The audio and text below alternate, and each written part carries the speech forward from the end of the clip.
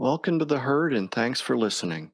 We're happy to help you have informed conversations with your healthcare providers, but please do not treat anything we say in this or any of our episodes as medical advice. Even when the guests are physicians, they're not your physician.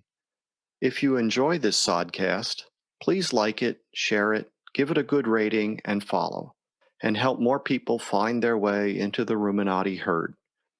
If you have suggestions for improvements, please let me know. Howdy, everybody. Welcome to this episode of the Meet Your Herdmates Sodcast. Today, I'm pleased and honored to be joined by Nina Teicholz, the author of The Big Fat Surprise and active in many other things that hopefully we'll talk about as we go along. Nina, thank you for joining us. Thank you for having me. It's good to see you. It's good to be seen. Better seen than viewed, I've heard some people say. Okay,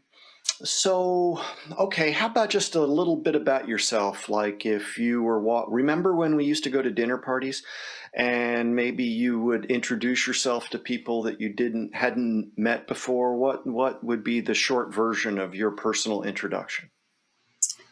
Well, that's funny that you say that because at dinner parties, if I do introduce my topic, my my husband doesn't like it because then it just takes over the entire dinner table conversation because everybody wants to talk about food and what is good and bad for health. But I am a science journalist, the author of a book called The Big Fat Surprise that was published by Simon & Schuster in 2014, is still in print and was an international bestseller. I probably wouldn't put in that kind of hype if I were at a dinner table, but all sorts of awards and things, or was named Best Book of the Year by a number of outlets, including The Economist and Wall Street Journal and Mother Jones, to cover the political spectrum. So, and the book's central thesis is that our nutrition policy has really gotten it wrong on dietary fat, good fat, bad fat, how much fat to eat, and sort of how did it go off track? Why has it been wrong for so many years? How do we get into this situation where we have a nutrition policy that doesn't keep people healthy?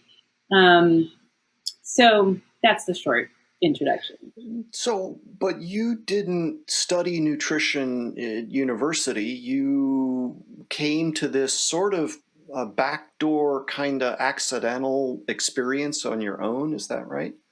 Yes, I'm a journalist. So I came to this.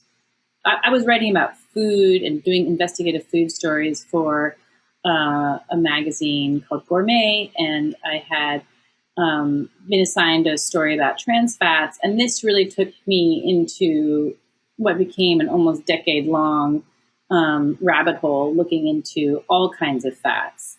But as a journalist, I really brought a completely open mind. I didn't have any experience in nutrition, it's true, but also the benefit of that is it allowed me to see the science with completely fresh eyes, not being biased in any way towards any particular interpretation or ideology.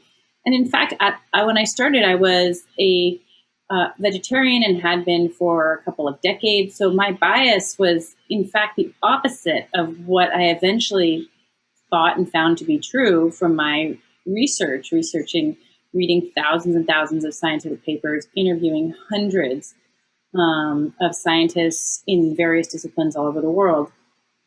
So I studied political science in college, and I did do pre-med courses at, I attended Yale and Stanford. And so I did have some background in biology, but the conclusion that I came to was it really is a story more about politics than it is about science. I mean, reading and understanding the science is something that one can learn over time about statistical significance and all these other tools that you need to have. But in the end, the reason we have our what I would call non-evidence-based nutrition policy has to do with politics and all kinds of influences on politics. So it turns out that training was fairly adequate or even perfect for the field that I landed in.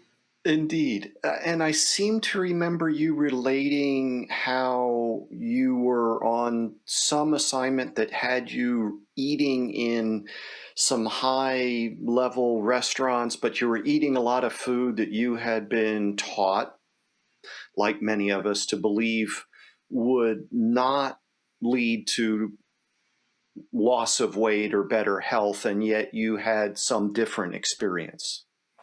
You have a good memory.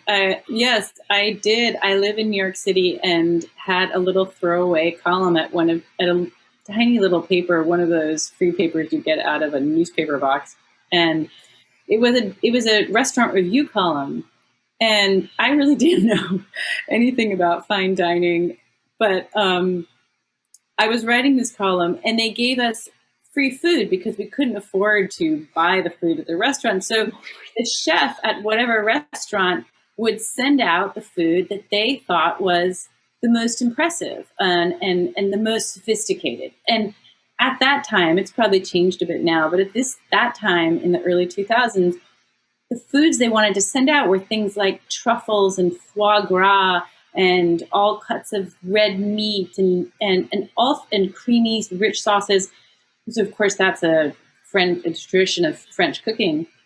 And I had really not eaten red meat in decades, and I had certainly not had any butter or cream sauce. Was completely taboo, untouchable. And I spent most of my young adulthood being at least a good 10, 15 pounds heavier than I am now. And I found, to my shock and surprise, that as I was going to eat these huge meals at these restaurants, that I started to lose weight. And I had no understanding why. And I went to my doctor, had my cholesterol tested. Was I going to die of a heart attack from these fancy foods? And it turned out that all of my cholesterol, my lipid markers were better than ever. So that was quite a mystery, and I didn't really understand it at the time. It took the research for my book to sort of put all the pieces together, like, well, why that was true. Yeah, what a remarkable coincidence that you would see those observations just happen to be while you were eating all this fancy food. That's sarcasm on my part. Um, so you mentioned trans fat a little earlier. So what exactly are trans fats, and where do they come from in our food supply? Well, there are actually two kinds of trans fats because you have an audience of people who are interested in ruminant animals. I think it's important to say that one kind of trans fats is found in the milk of ruminant animals. That is a completely natural and it's actually a positive kind of fat that has been shown to, I think, have anti-inflammatory effects.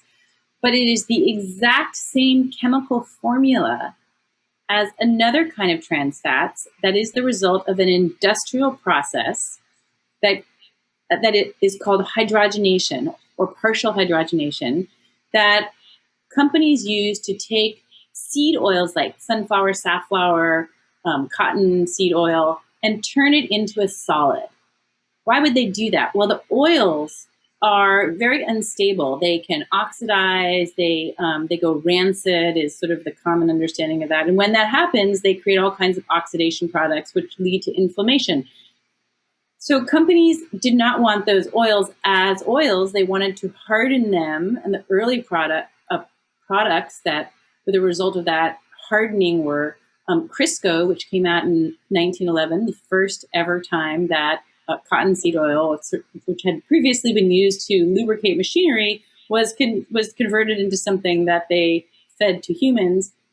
So Crisco, which was to replace lard, and margarine, which was to replace butter. Before that, Western civilizations had only really ever cooked with animal fats, which are lard, tallow, suet, things that seem almost unimaginable to us now. Anyway, that process of hardening through hydrogenation created this byproduct called trans fats. And those trans fats ultimately were found to increase the so-called bad kind of cholesterol called LDL cholesterol. And for that reason, the trans fats have now been banned. and are no longer allowed in our food supply. But it was a big story. It was the story that sort of plunged me into this whole area of dietary fats. And it went on for many years, the kind of recognition that these kinds of oils were bad for human health, and then eventually they're banning from our foods. If you don't mind, if I can add just one thing, now that we can no longer, or companies can no longer use this process of hydrogenation, in many cases, especially in restaurants, they have gone back to using just the plain oils, mainly soybean oil in the United States. That's the main one that they use. It's the cheapest oil. And so this problem of oxidation of these products remains. And as anybody who's taken even high school chemistry remembers, if you heat something, it speeds up the reaction. So you can imagine in a restaurant, heating those oils, putting the French fries in them, that has created a situation where now almost all restaurants use these heated oils, and they really do have really negative consequences for human health, which we can talk about. But I mean, it has profoundly changed my desire to go out to eat now that, I mean, trans fats were bad, and that is what restaurants used to use. But I think that we sort of went from the frying pan and leapt into the fire when reverting back to regular old vegetable oils. Yes. Who was the gentleman from Omaha that waged the one-man campaign that got McDonald's to take tallow out of their frying vats? Sokolov, is that? Yeah, Aaron Sokolov. Yeah. Right. And he was a very wealthy businessman from Kansas who was absolutely convinced that saturated fats were bad for health. And he took out full-page ads in the early 1980s, I believe, in all the top newspapers, Wall Street Journal, USA Today, New York Times, basically urging food companies to get saturated fats out of their products.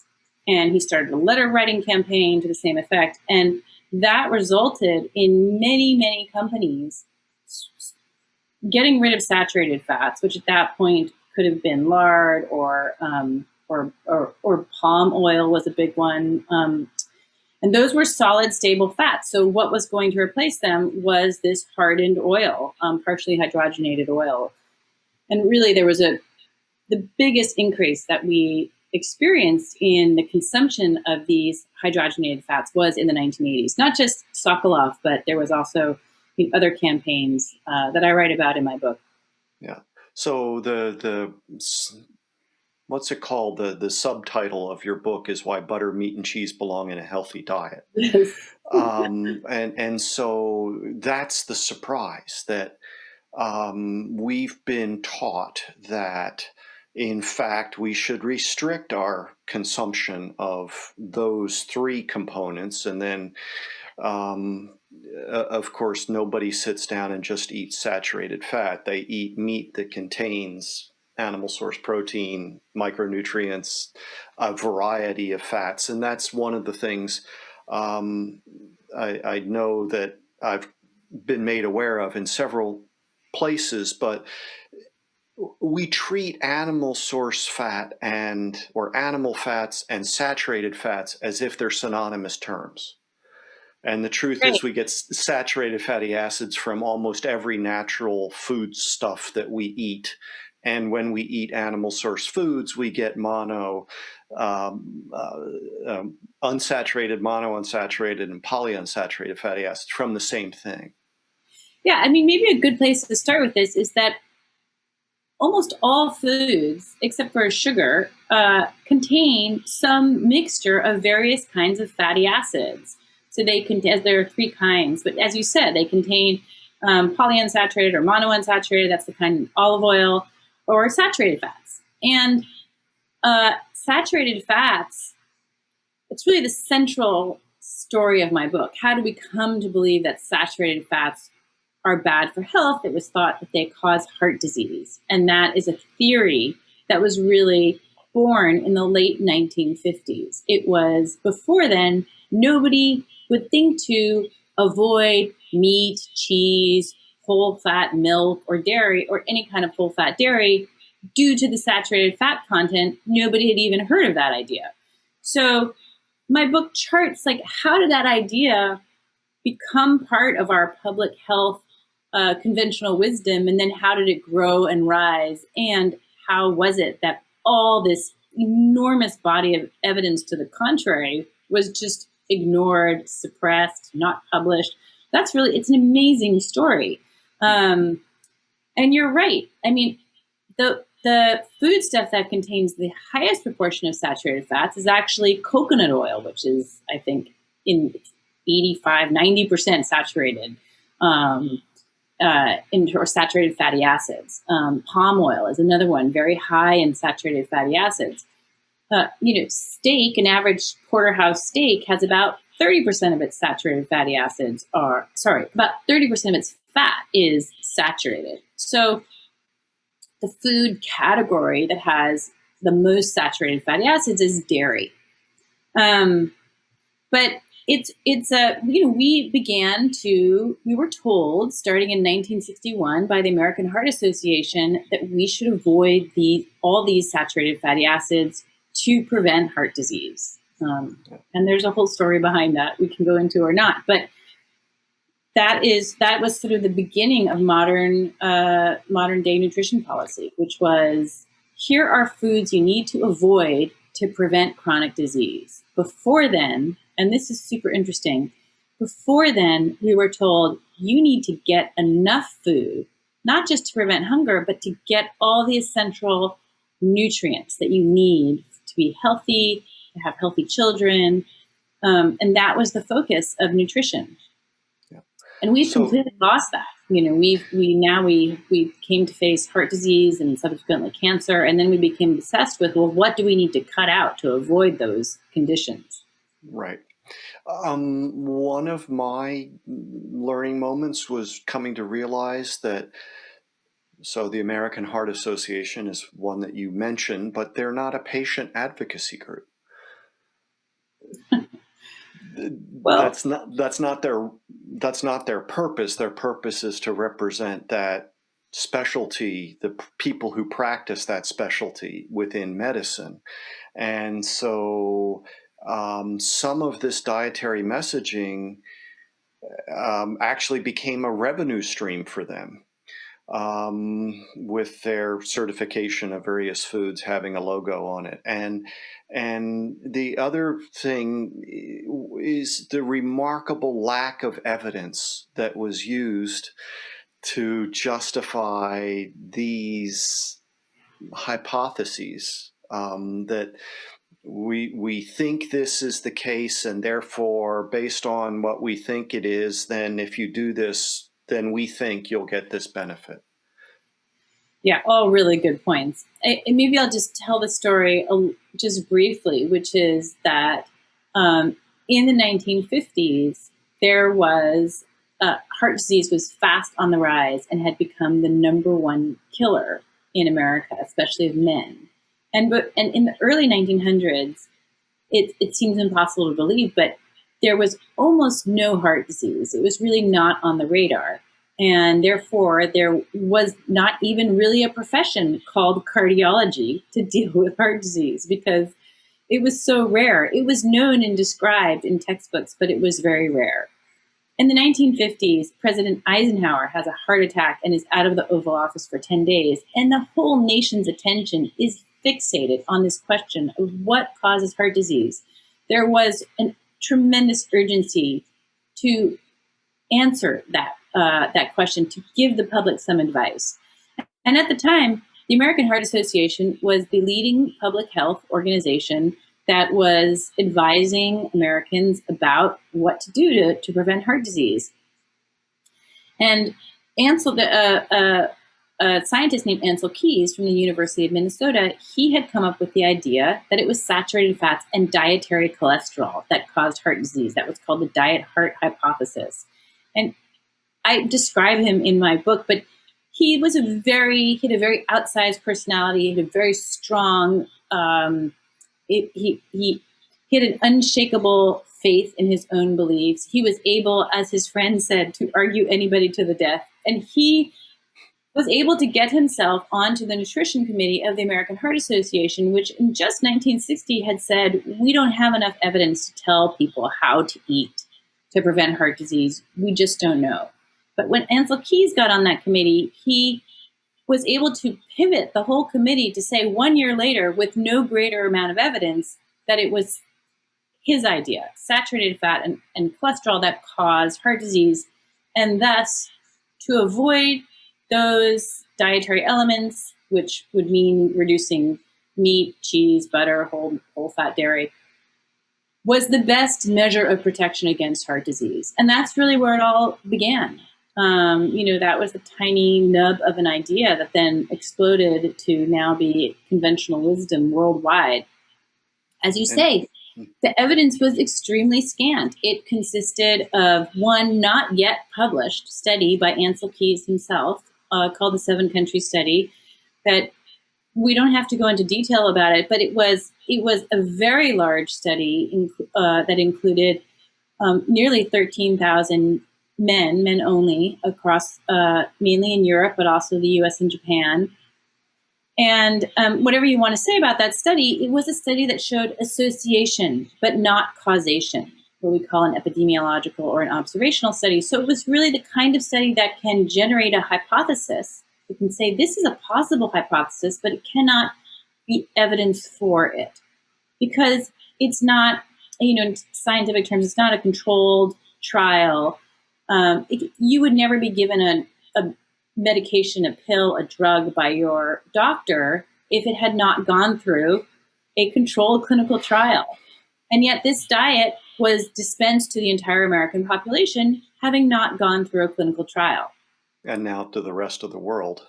And out to the rest of the world, due to this sort of this vacuum of information and the public urgency, the need to provide some kind of advice.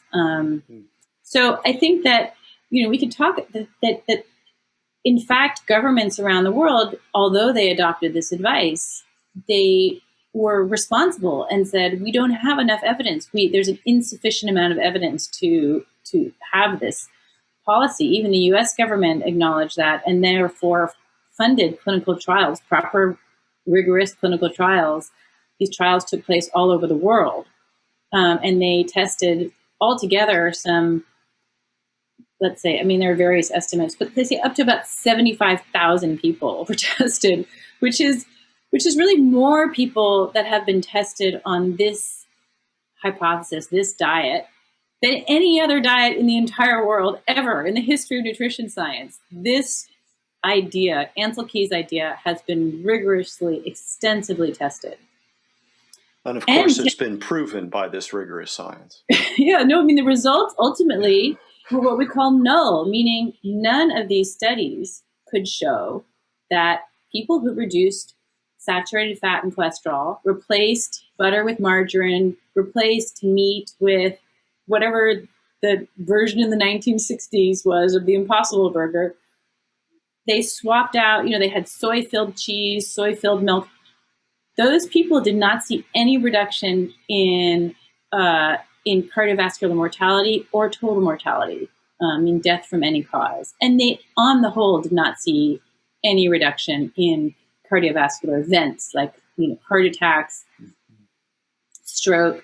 But why do we not know about this? Why were these results not incorporated into our policies? And that is the political side of the story. We don't have time to see if we're right. We must be seen to take action. Paraphrasing George the McGovern. Policy, the ship had set sail, and the policy had already become institutionalized. And so there was a lack of desire to reckon with these results, even by the investigators themselves, or perhaps I should say mostly by the investigators themselves, who in some cases, they didn't even publish their results. One of the largest studies to ever take place in the US, they didn't publish for 17 years. And then when they were asked, why didn't you publish this for 17 years? They said, well, there was nothing wrong with the study. we were just so disappointed in the way it came out. Yes, yes. So, I think, later and I want to say that all these studies, because they have been criticized as being insufficiently rigorous, not well controlled enough. I mean, you will find criticisms of these studies if you go looking for them. I cover them in my book if anybody's interested. But the reality was that in all of these studies, they were able to significantly reduce the cholesterol, usually by about 13% of the people on the low saturated fat diet. That shows that they were changing, they were successfully eating that diet, and that group had significant changes to show for it. But it did not translate into long-term outcomes, better outcomes for heart disease. and as I point out to people, there's a fundamental difference between animal nutrition and human nutrition. You can do things in animal nutrition studies that you ethically can't do with humans, let alone the cost, let alone as one friend, it's very hard to find large groups of genetically similar human beings that you can control for long periods of time, know exactly what they eat, what they do, what they don't eat, what comes out, the quality of all that, and then sacrifice them at the end of the study to determine body composition. You can't do that with humans. They're somehow reluctant. And yet that's what we do in animal nutrition all the time in production cycles. Well, I want to say that, these studies, they were conducted in the 1960s and 70s, and they did do things that would be considered unethical by today's standards. And that's part of what makes them so exceptional.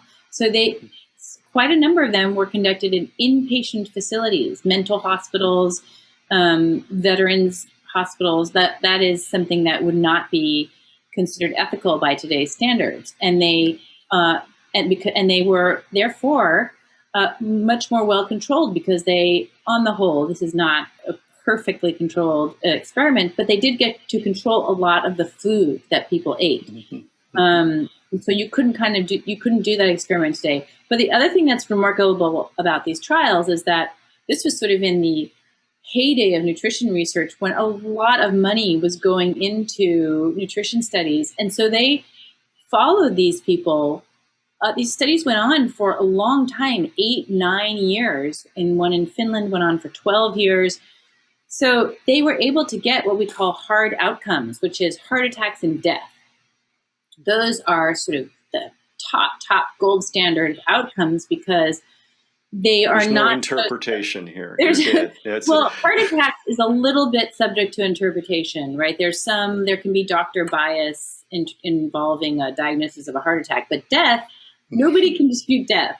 So that is why those long-term trials really are they're very hard to do, but they did do them, and they're meaningful. And it is another interesting and astonishing fact that none of those trials, that our top official government committee, expert committee that makes the guidelines, the national policy, nutrition policy for all of America, has never done its own review of these trials.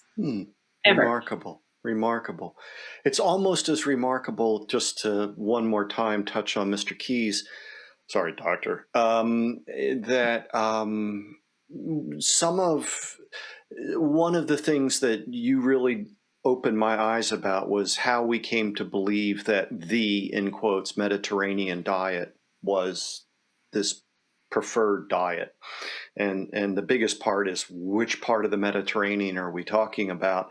And then there's the issue of, when he visited some of these places, it was during Lent. And so we're taking food intake data of an observant population during Lent. Might that be different than the rest of the year? And we're talking at least about early to mid 50s. And so we're less than a decade after World War II, which reasonable to assume that food supply was interrupted and some other things were going on, and that might have impacted things. And none of that is really part of the conversation. It's just this received wisdom from this arguably questionable source, and it's had this dramatic impact for decades. Yeah, the Mediterranean diet story also goes back to Ansel Keys and his work in Europe, where he was convinced, due to, as you say, post-war observations in the 1950s, that people who didn't eat a lot of animal fats had lower rates of heart attacks. But these people were also not eating much sugar. They didn't have a lot of packaged goods. They were poor. They were recovering from famine, mass dislocation, war. But he was so convinced of his own hypothesis that he sort of imposed his vision on the data. And the Mediterranean diet stems from his observations of people on the island of Crete, which were to him like his star population, because they seemed to live very long, and this peasant culture, and they seemed to eat, according to his eye, very few animal foods. But as you say, during one of the 3 visits that he made to Crete, they were observing Lent, which is the Greek Orthodox Lent is extremely strict and prevents the consumption of any kind of animal foods. Well, that was 1/3 of his data. And then there were all other kinds of problems with his data. He actually took the food and sent it back to a lab in Minnesota to have it analyzed. And he just looked at the fat content of this food. So he didn't, for him, like, he translated goat meat in, because it was relatively unsaturated for him, it came up in, American terms, that would be chicken. So he didn't really evaluate the actual food that they were eating. And anybody who goes to the Mediterranean, as even Ansel Keys himself observed when he was there, there's just a tremendous variety of the foods that are eaten around the Mediterranean. And to try to collect all of those different cultures, cuisines, traditions, and histories and call them one thing, the Mediterranean diet, is something that really even he did not believe. And to be fair, like, he didn't propose it as a scientific concept. He wrote a book about it with his wife, and it was sort of a cookbook.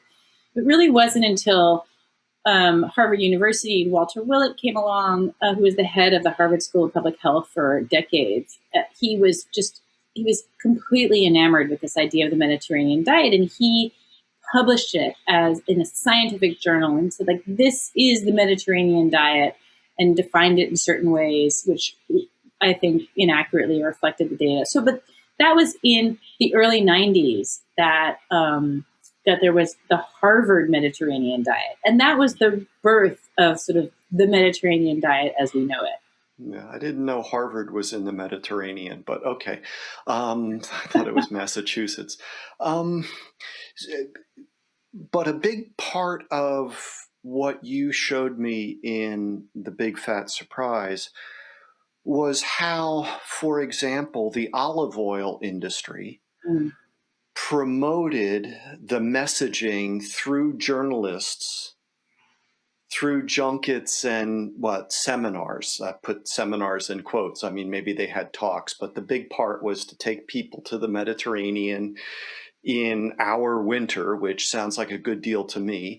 And the influence that sort of thing keeps coming up again and again, where we have industries that benefit from the messaging successfully getting people in media to promote the message, and consciously or unconsciously, although it sounded from what I remember that it was fairly conscious. If you don't write glowing stories, you don't get invited next year, something along that line. Yeah, I mean, imagine yourself, a journalist. We journalists don't get paid very well, and all of a sudden you're invited to go to Greece for an expense-paid vacation, and you're eating sumptuous meals and hiking up to the top of mountains and getting special cheese-making lessons from the local women. And I mean, that is just irresistible. And these conferences were largely organized by an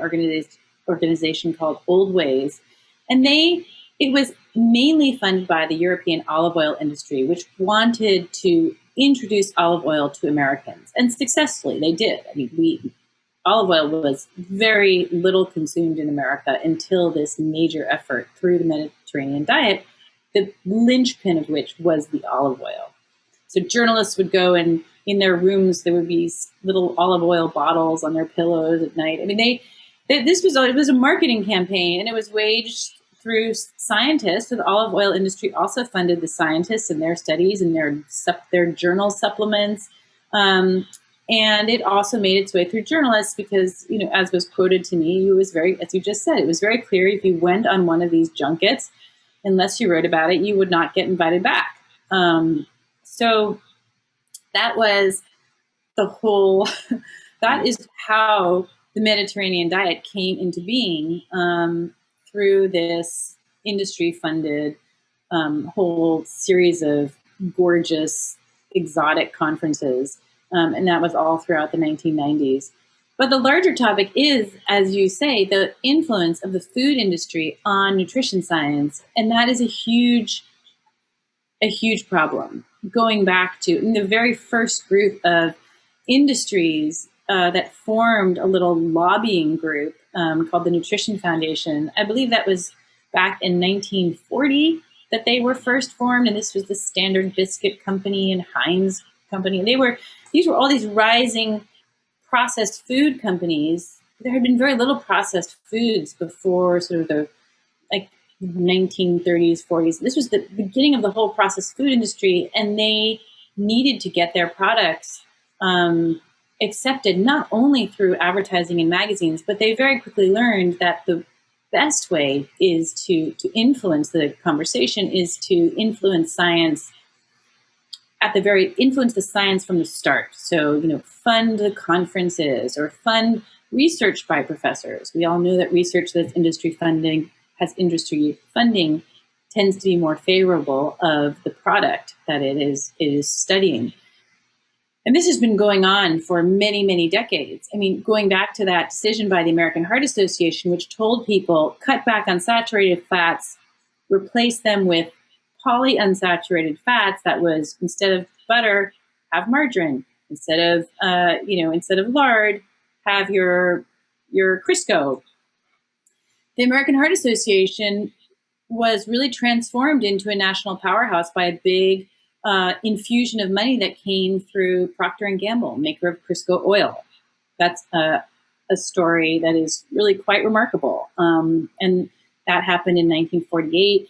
And then not too long after, the American Heart Association is endorsing basically Crisco oil and other vegetable oils to be consumed in ever larger quantities.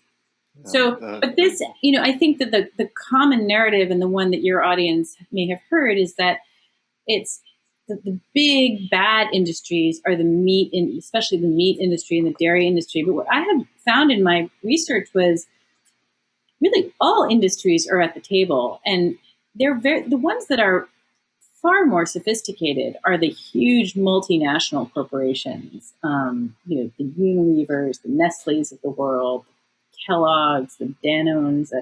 They are extremely sophisticated, and they are working at a very high level. Also, if you want to talk about vegetable oils, it's ADM, Cargo, Monsanto. I mean, some of the biggest companies in the world, IOI, Lotus Crocklin. So,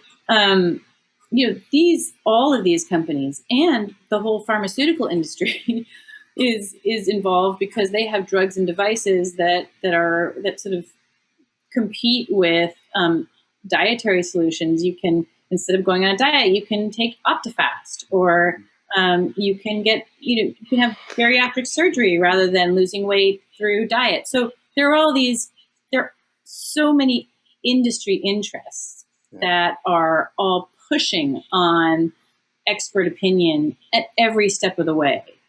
Really, starting from the science, going through every level up to policymaking. Absolutely.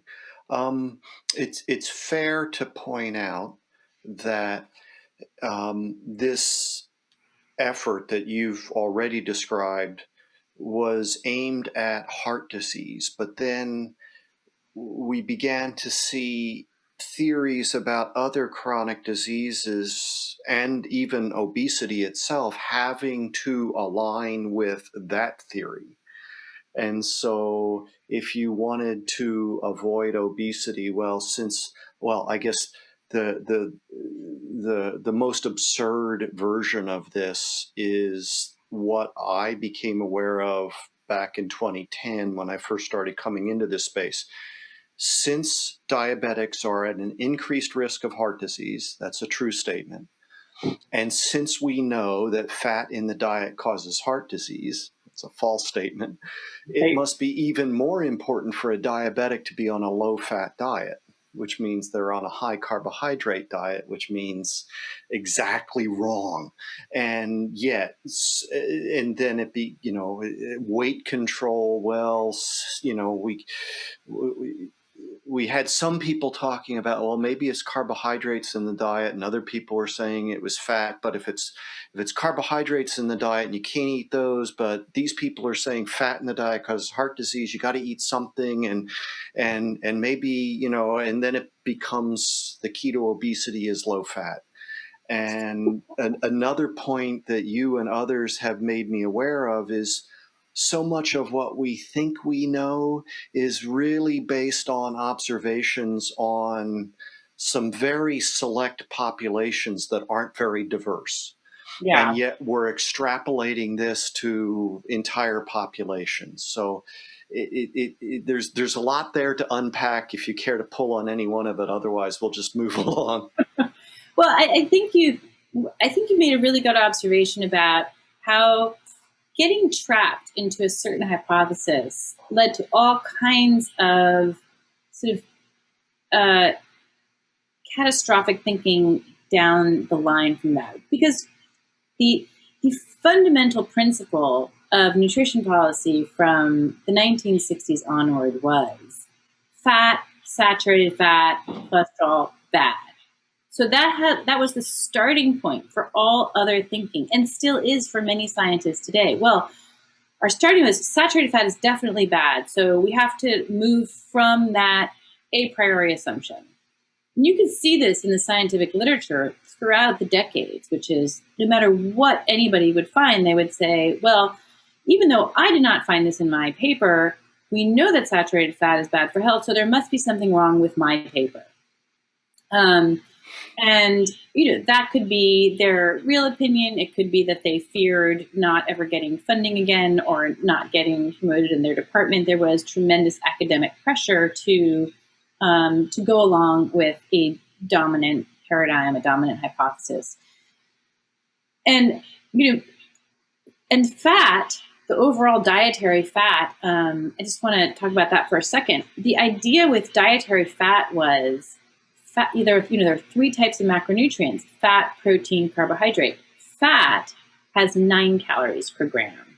Protein and carbohydrate have 4 to 5 calories per gram. So it was just assumed that if we reduced fat, we would save calories. And that was really just an assumption that was made. It had never been tested in a clinical trial. Nobody had seen what happens when you reduce fat. When you reduce fat in a diet, a few things happen, and they didn't. This advice went out to the entire American public starting in 1970, again via the American Heart Association. Not until the late 1990s did they start doing serious trials on the low-fat diet. And what did they discover? Well, lo and behold, it increased your negative lipid factors. Which, what does that mean? That means that things like your fatty acids circulating in your blood, your triglycerides went up. That's a sign of worsening heart disease risk. Your good cholesterol would inevitably, your HDL cholesterol would inevitably drop. So those are two signs of worsening heart disease risk. And that consistently happened in these low-fat studies. And the main reason is that, if you take out fat, again, there's only 3 macronutrients. If you take meat or, an egg cheese pie off the table for dinner, you're going to replace it with something that is most likely carbohydrates: pasta, grains, rice. So a low-fat diet is really almost de facto, a high carbohydrate diet. And that is actually what we were told to eat. Mm-hmm. So that was, and that is also, I just want to finish the story out by letting people know, because I think most people don't even know, that the low-fat diet is actually no longer an official recommendation And both the American Heart Association and our official top government U.S. dietary guidelines have been slowly, quietly backing out of the low-fat diet language, really since the results of these studies came out, where they showed people, because people had a higher risk of heart disease by going on a low-fat diet. So the low-fat language has slowly kind of become de-emphasized. And now if you search the term low-fat on either of those authorities' websites, you just can't find it anymore. And the head of the dietary guidelines said, there is no conventional low-fat diet recommendation anymore. But of course, nobody knows that because there was no press release. There was, if you're reversing a major pillar of official policy, and you would expect a big education campaign was needed in order to let people know, but there hasn't been a word. I mean, there's been like one word from the government. Well, it takes a long people time. Don't know. It takes a long time to turn the supertanker conventional wisdom around and get it heading in the opposite direction and make it appear as if that's the direction it's been in the whole time. Right. See, especially if you don't tell people. So, I mean, that's, it makes it harder. Yeah. So there's a lot of other interests that have been part of this, but let's, and I'll tell you a story that I don't know that I've shared with you before, but one of the standard criticisms of animal source food is, of course, this assumption that animal fat in animal source food is that saturated and therefore bad for you. And then sometimes there's this information that they try to say that animal source protein is somehow harmful to you as compared to plant source protein, which opens up a whole nother conversation about the inadequacy of policy and wisdom around animal source foods. I came into this space in 2007 and didn't start appearing in public until 2010 about it. But along the way, all my confirmation biases got tripped by the grass-fed literature such as it was at the time and the messaging about it. And on a couple of occasions, I got to ask Gary Taub some questions about what I was thinking I was seeing in that literature, which was a lot of the, since we know that saturated fat causes heart disease, therefore, if we can produce meat with, less saturated fat, it would be a good thing. And they even were trying to say that ours has less cholesterol. I mean, it was a lot of trying to make this fit into the conventional narrative instead of saying, maybe that's not the case and maybe this really isn't as important. And he said, you need to contact my friend Nina. And it's like, I wish I had done it earlier. And I remember you sharing some information about the fish oil industry that sort of mirrored the olive oil industry. And that's impressed me a lot over the years. So thank you for that. What I don't think, one of the observations I've made, others gave it to me, is that books like Diet for a Small Planet influenced McGovern's committee and is cited in Dietary Goals as a reference, and contains some real weakness in some of its points, but it's still well thought of. The influence of organizations that oppose animal agriculture and the consumption of animal products as part of their belief systems has been really, really fundamental in a lot of this dietary messaging over the years. Would you agree with that last statement? Yes. And obviously it's become much, much more powerful in the last, say, 5 years. This idea that we should not eat meat, specifically maybe all animal products, because they consume too of the Earth's resources to produce them. So a pound of beef is much more weighty in terms of its resource consumption than a pound of plants. And that was the argument in The Diet for a Small Planet by Frances Moore Lappé, which was a very influential book. And its ideas have been disseminated and now picked up in other ways. So the environmental weight of meat on the planet has become probably an even stronger argument than saturated fats. I mean, in saturated fats, that argument is losing. Mm-hmm. There are now at least 20 separate review papers where scientists have gone back and looked at all those clinical trials that we discussed on those 75,000 people and looked at the data and said, we were wrong. Saturated fats do not have an effect on cardiovascular mortality or total mortality or even heart attacks or other cardiovascular events. And there have been a large study that showed that the more saturated fats you ate, you had a much lower risk of stroke. So the conversation about saturated fats has really shifted. And I think it's just a matter of time until, this information, these 20 papers, has largely been suppressed.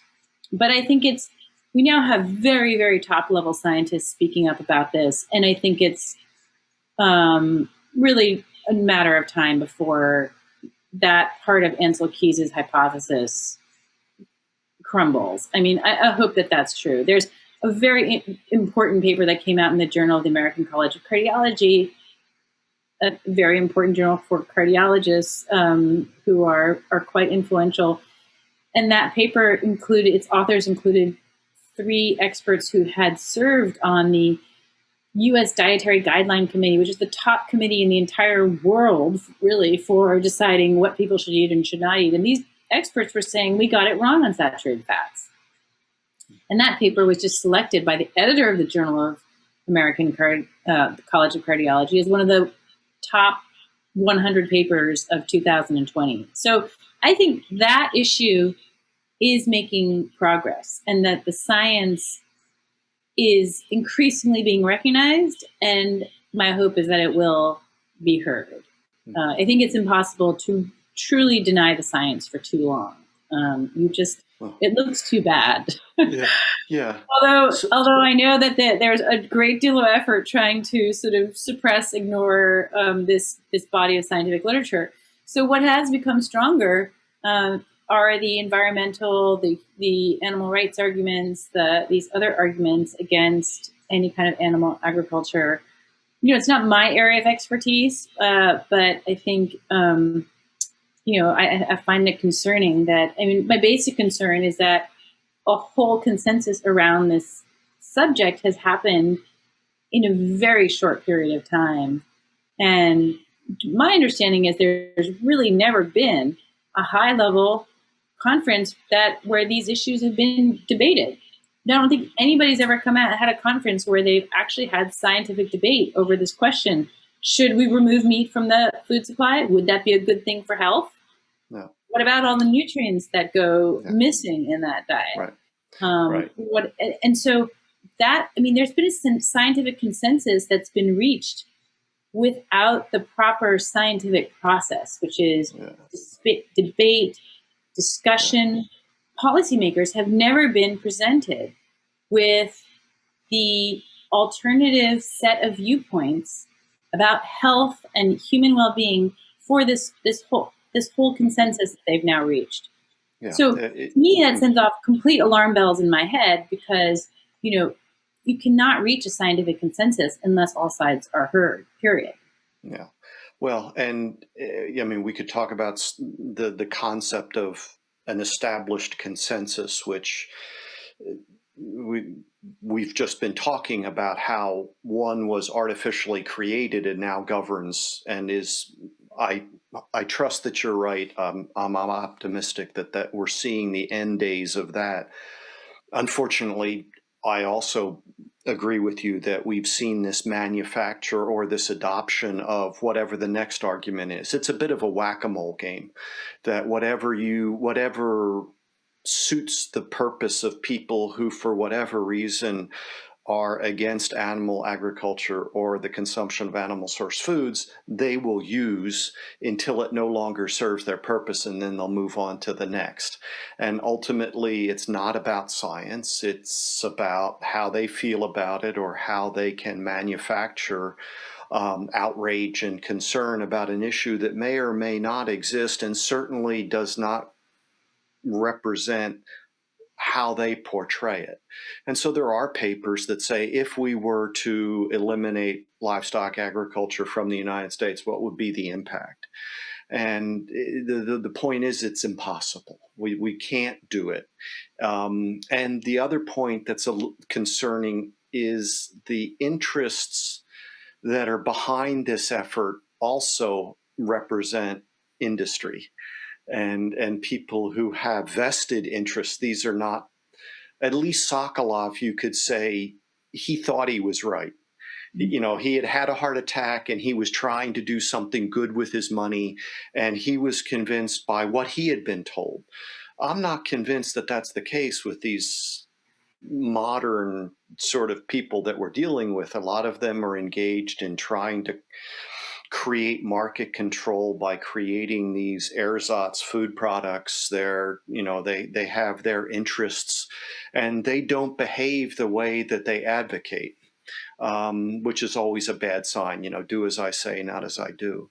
And the good news, I think, is we have a growing awareness, one driven by, like yours, like mine, like others, personal experience, our health restoration, and maybe that, or change, improvement. And then that can shift into learning more about something that we were taking for granted.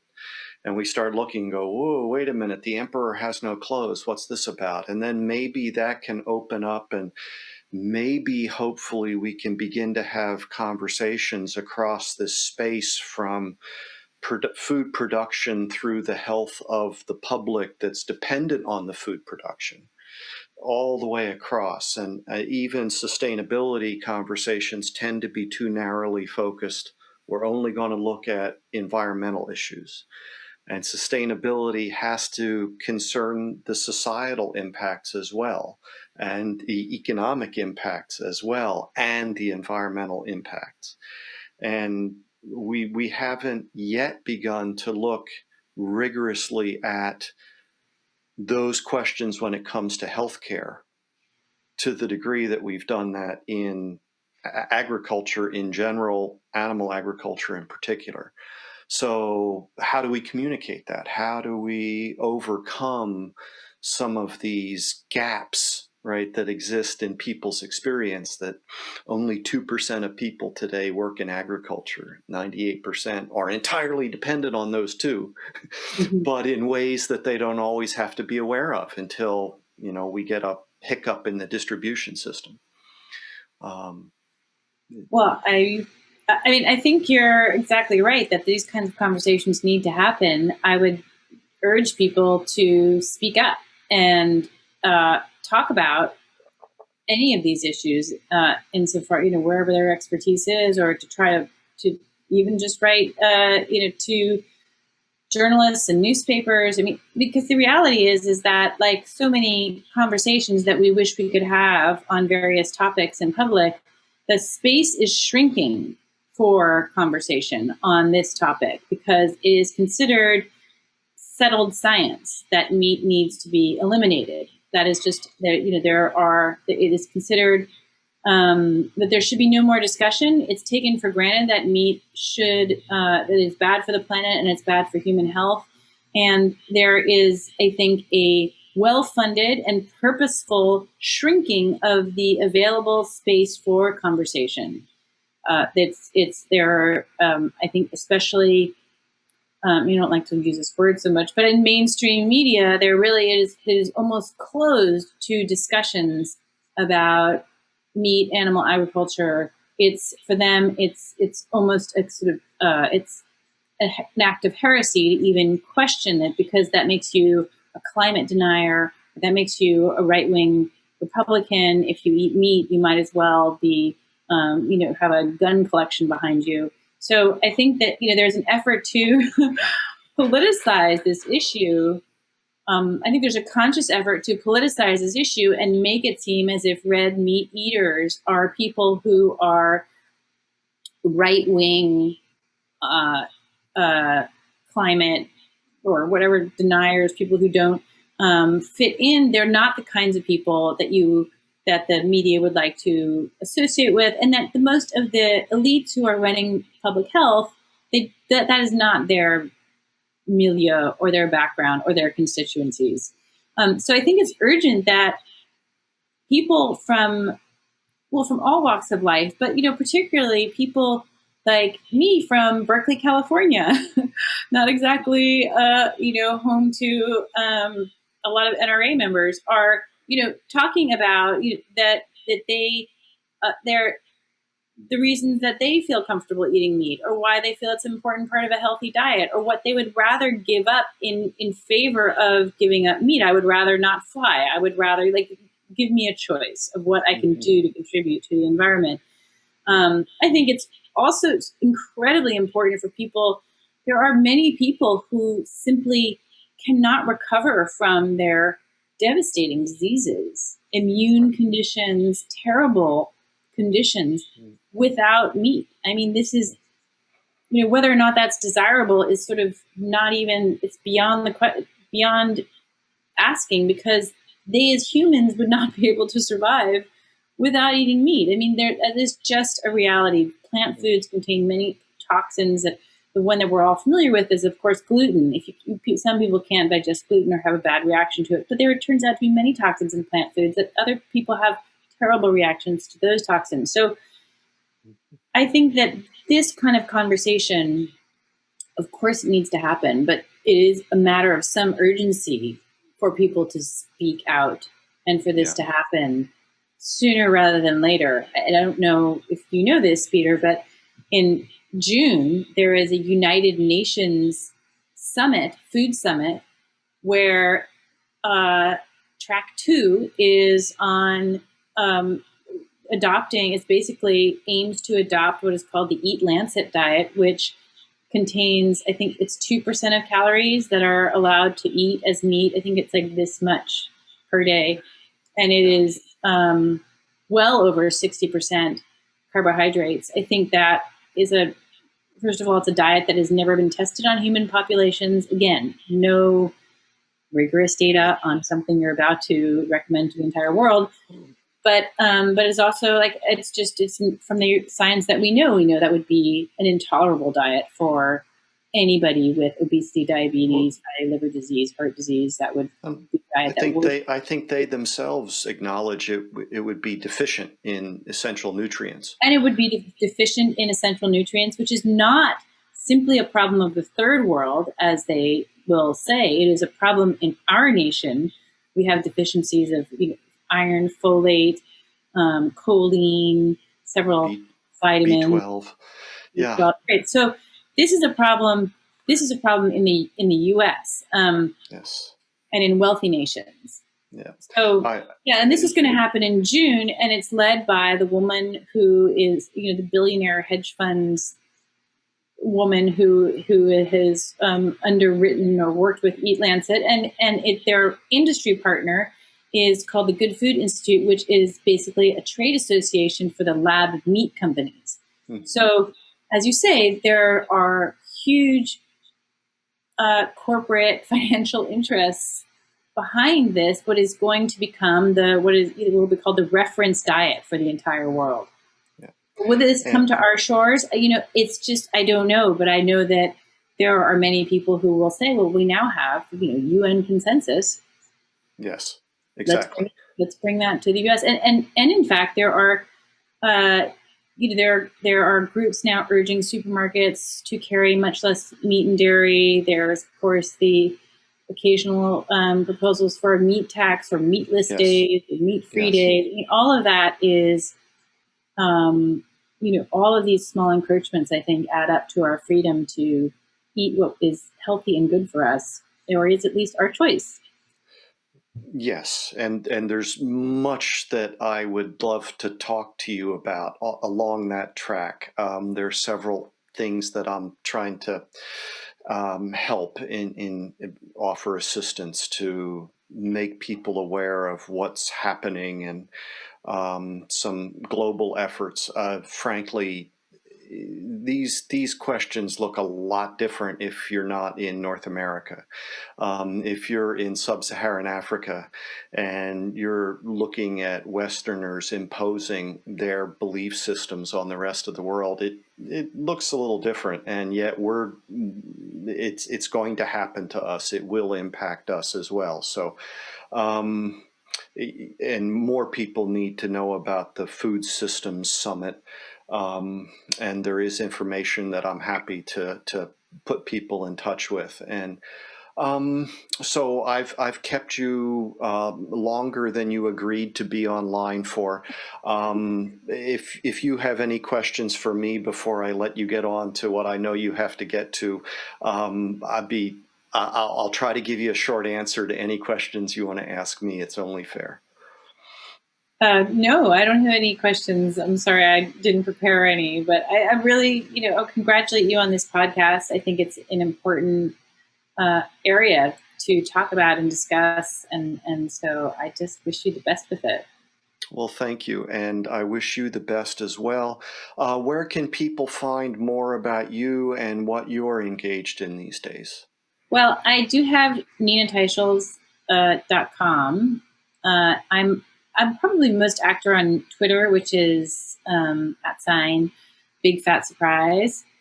And I also direct an organization called the Nutrition Coalition, which has the aim of ensuring that our nutrition policy is evidence-based, which sounds really exciting, but it does involve things like ensuring, like, if you're going to say reduce processed meat, where's the data on reducing processed meat? And it turns out there is no rigorous data on that, and many other things that are in our dietary guidelines, which I just want to put in a little plug on that. I mean, the dietary guidelines control school lunches, feeding programs for the elderly, baskets for women and infant children, military food. I mean, and is dispensed by almost all doctors and dietitians, most healthcare workers. So they really have a vast influence over what we think is a healthy diet. And as long as they're not based on good science and are wrong in many ways, I think that is damaging to Americans. So that website is nutritioncoalition.us, and you can go and see our offerings there or sign up for our newsletter. Perfect. Or donate. Yeah, even or all of them, all three. So closing, my last point for you to react to is that the preponderance of highest quality evidence strongly suggests that the most likely harm associated with animal source food, or particularly meat, is from not consuming enough. Let me turn that on its head and say that it is the overconsumption of the foods replacing animal foods, processed foods, grains, sugar, and anything that turns to sugar in your body, which is, all grains and high sugar foods, is the overconsumption of those foods instead of animal foods, which is the greatest driver of chronic disease in this country, I believe, given the current evidence. Perfect. Always good to keep that in mind, given the current evidence. I'd like to think I'm the person that is capable of changing his mind. So thank you, and be well. Thank you, Peter. Nice to see you.